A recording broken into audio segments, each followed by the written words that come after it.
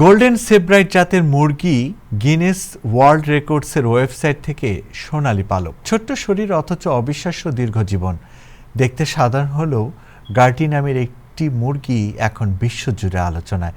যুক্তরাষ্ট্রের মেইন অঙ্গরাজ্যের বাসিন্দা শিল্পী ফ্রাঙ্ক টুরেকের যত্নে বেড়ে ওঠা গোল্ডেন সেব্রাইট জাতের এই মুরগি বর্তমানে বিশ্বের জীবিত সবচেয়ে বেশি বয়সী মুরগির স্বীকৃতি পেয়েছে।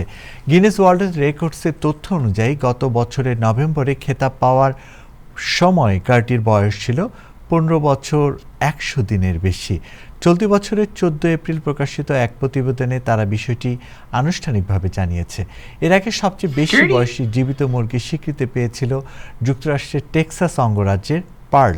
মাত্র 6 মাসের ব্যবধানে সেই রেকর্ড ভেঙে দিয়েছে গার্টি। Gertie, you're the world record holder. You've been accepted. You're the world record holder now. You're the world's oldest living chicken. You happy?